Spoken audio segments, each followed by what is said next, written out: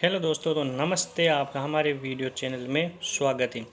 पहले कि हमने दो कहानियों में जाना था कि उर्मिला एक हवेली में रहने आई थी उसके 8 साल के बच्चे को लेकर।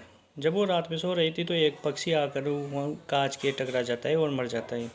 यह बात जब वो नौकरों को बताती है तो नौकर मना कर देते हैं और वो भयभीत हो जाती है। उसके बाद वो थोड़ा अगर रिलैक्स फील करती है और वापस अपने कमरे में चली जाती है। लेकिन उसके कुछ देर बाद जब एक मजदूर ऊपर से एक नौकर बिना किसी कारण के ऊपर से गिर जाता है तो उर्मिला वहाँ से भाग के आके देखती है तो वो आदमी मर चुका होता है। उसके बाद हमारे 2 पार्ट पूरे हो चुके थे और हम तीसरे पार्ट में आगे की कहानी शुरू करते हैं। तो लेट्स गो स्टार्ट। उर्मिला के कान में अचानक एक आहट के साथ आवाज़ आती है, अपने बच्चे को बचा सकती है तो बचा ले। उर्मिला यह वाक्य सुनते ही अपने कमरे की तरफ भागने लगती है क्योंकि कमरे में उसका बच्चा अकेला टीवी देख रहा होता है। जैसे ही उर्मिला कमरे में पहुंचती है तो उसका बेटा खिड़की से कूदने वाला ही होता है कि उर्मिला उसका पैर पकड़ लेती है और वह खिड़की से लटक जाता है। उर्मिला पूरी ताकत से उसे ऊपर खींचती है, लेकिन उर्मिला का बच्चा फिर भी कूदने की जिद पे अड़ा हुआ था। न जाने उसके सिर में भूत सवार हो गया था। उर्मिला किसी कदर अपने बच्चे को काबू में करती हैं और कमरे के बाहर आ जाती हैं और वह मज़दूरों से पूछती हैं, बताओ क्या है इस हवेली में, क्योंकि ये बच्चा तो ऐसा नहीं कर सकता।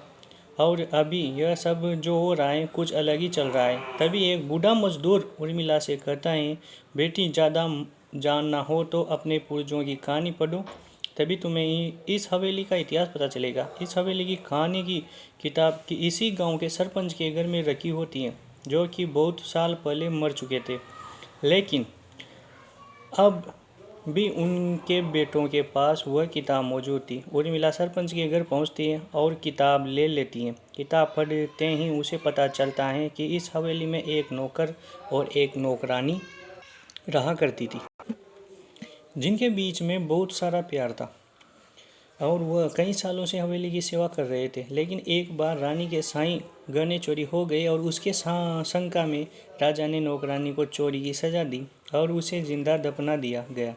उसके गम में उसके पति ने भी अपनी जान दे दी और उसके 1 महीने बाद ही उस राजा ने अपनी ही तलवार अपने ही गले में घुसेड़ कर आत्महत्या कर ली। उसके बाद छोटे मोटे हादसे हवेली में होने लगे जिस वजह से यह हवेली हमेशा के लिए बंद कर दी गई।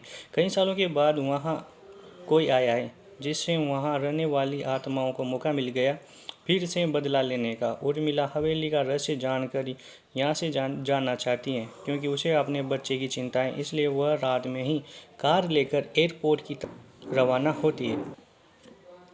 जैसे वो एयरपोर्ट की तरफ कार लेकर चल जाती है तो अचानक बीच रास्ते में उसका एक्सीडेंट हो जाता है, लेकिन खुश नसीबी से वो दोनों को कोई भी नुकसान नहीं होता, वो बच जाते हैं और न जाने किस तरह अपनी जान बचाकर बाहर निकल आते हैं।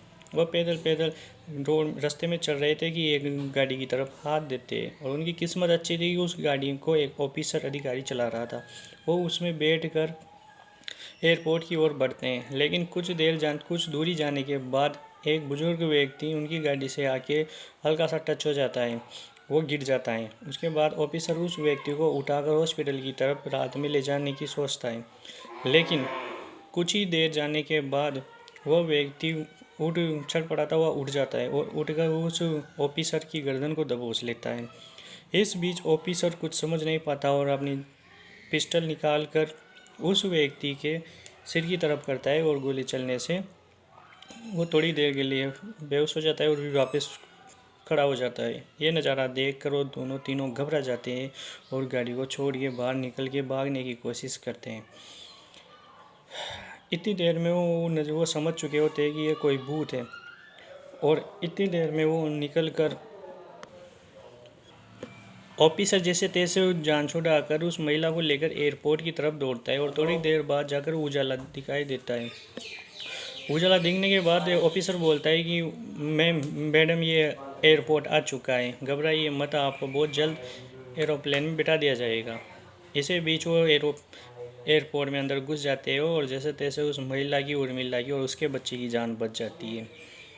तो ऐसी मज़ेदार कहानियाँ सुनने के लिए हमारे चैनल को सब्सक्राइब करें। जल्द मिलेंगे एक नई कहानी लेकर। तब तक के लिए हंसते रहिए, मुस्कुराते रहिए। नमस्ते।